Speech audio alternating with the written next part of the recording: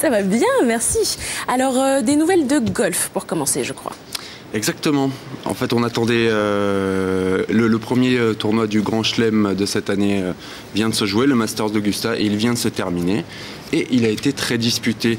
On attendait Tiger Woods, le numéro 1 mondial et le dernier vainqueur de l'épreuve. Finalement, c'est un autre Américain, Phil Mickelson, qui s'est imposé sur les terres georgiennes. C'est une demi-surprise, car Mickelson n'est pas un inconnu. Il avait déjà remporté le Masters en 2004 et l'USPGA en 2005. À 35 ans, c'est son 3e titre du Grand Chelem et il n'en avait remporté aucun avant l'âge de 32 ans. Au tableau final, Phil Mickelson devance donc de 2 coups le Sud-Africain Tim Clark et termine à 6 sous le par. Excusez-moi d'être prosaïque, Thomas, mais Tiger Woods dans tout ça?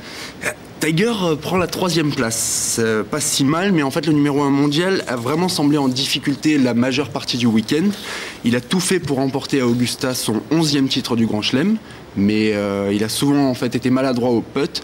Alors, je ne sais pas si vous jouez au golf, mais on sait que ça se joue pour une grande partie dans la tête et celle du champion était sans doute ailleurs. La raison, c'est que son père se bat actuellement contre un cancer de la prostate.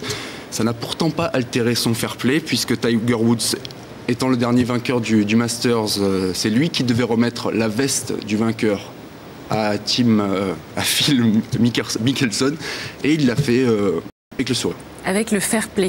Alors on continue avec du tennis. La France jouait hier les quarts de finale de la Coupe Davis. Oui, et elle ne jouera pas les demi-finales car Richard Gasquet et ses coéquipiers ont été tout simplement balayés par une équipe russe véritablement conquérante. Lors de la première journée, en fait, Marat Safin et Nikolai Davydenko avaient remporté les 2 premiers matchs en simple. La France a ensuite eu un sursaut d'orgueil samedi en s'imposant en double, mais finalement la dernière journée dimanche a été un calvaire pour l'équipe tricolore. Elle avait pourtant bien commencé avec le forfait du russe Davydenko, on pensait que ça allait bien se passer. Le 6e joueur mondial dehors, eh bien c'est le 34e qui a fait son entrée, il s'appelle Dimitri Tursunov, on ne le connaît pas vraiment bien, et lui il n'a pas faibli, il est très puissant, il a un service très fiable, et il a battu Richard Gasquet en 5-7, 6-1, 3-6, 6-7, 6-3 et 7-5. Et c'est la 3e fois en 4 ans que les Russes barrent la route aux Français. De là à parler de bête noire, il n'y a qu'un pas. Dans les autres quarts de finale, une surprise. La Croatie, c'est la tenante du titre et elle a été battue par l'Argentine. Et elle accompagnera en demi-finale les États-Unis et l'Australie qui ont battu respectivement le Chili et le Bélarus. Dommage pour les Bleus, on y croyait pourtant. Alors ce week-end, il y avait aussi du rallye avec le Tour de Corse. Voilà, alors petite déception en tennis, mais une satisfaction en rallye puisque Sébastien Loeb n'a pas faibli lui. Il avait, selon lui, c'est la formule gagnante, c'était une voiture parfaite et des pneus parfaits. C'est le cocktail imparable en rallye pour remporter la victoire. Et là, il remporte son 3e rallye à la suite, après le Mexique et la Catalogne. Alors 29 secondes derrière Sébastien Loeb, on trouve le Finlandais Marcus Gronholm, qui avait remporté les 2 premiers rallyes de la saison et qui se demande désormais comment il va bien pouvoir stopper l'appétit de Loeb. Il a désormais 11 points de retard sur l'Alsacien.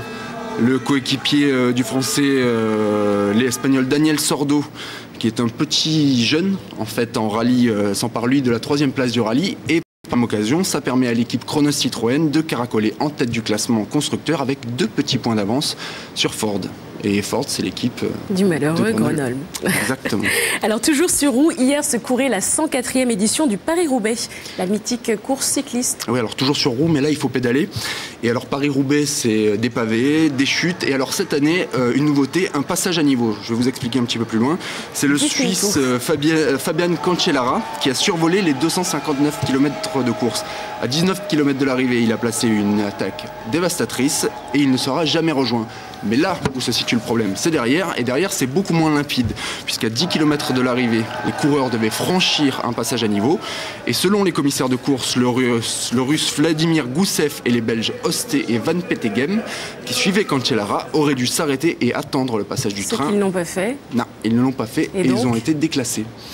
Alors, le cadeau c'est pour le 5e, Tom Boonen, qui hérite de la 2e place. C'est un joli cadeau, mais ne satisfait pas totalement le champion du monde puisque Boonen est l'actuel leader du Pro Tour cycliste et il était venu sur les pavés de l'Enfer du Nord pour gagner. Oui, et que pour un sportif, gagner de cette manière-là, c'est jamais agréable. Alors n'oublions pas le football. Pour conclure, on jouait hier soir les derniers matchs de la 34e journée de Ligue 1. Exactement. Et alors, après les matchs nuls samedi d'Auxerre face au Mans, de Lens face au PSG et de Lille face à Nancy, la bonne opération, c'était pour Rennes qui avait l'occasion de monter au classement. Et les Bretons ont effectué la tâche comme il le fallait, puisqu'ils l'emportent 2-1 face à Sochaux, et c'est la 8e victoire consécutive des Bretons. C'est énorme. Ça leur permet de grimper à la 3e place du classement. C'est une 3e place synonyme de Coupe d'Europe l'an prochain. Bien sûr, il reste encore 5 journées de championnat, mais pour le moment, c'est bien parti. Alors, 24 points en 8 matchs, 8 x 3, 24, mais c'est une performance qui doit faire rêver du côté de Metz, la lanterne rouge du championnat de Ligue 1. Ce week-end, les Lorrains ont encore perdu à domicile, 4-2 face à 3. Et ils pointent désormais avec un total de 26 points au classement, sur tout le championnat. Alors pendant que l'Olympique Lyonnais lorgne vers son 5e titre consécutif, pour d'autres, c'est plutôt la relégation qui se précise. Merci beaucoup Thomas, on se retrouve tout à l'heure pour un autre journal des sports. Pour l'instant, je crois qu'on est en ligne avec Pierre Taribault, qui est rédacteur en chef de l'Est républicain. Pierre, bonjour. Oui, bonjour. Comment allez-vous ?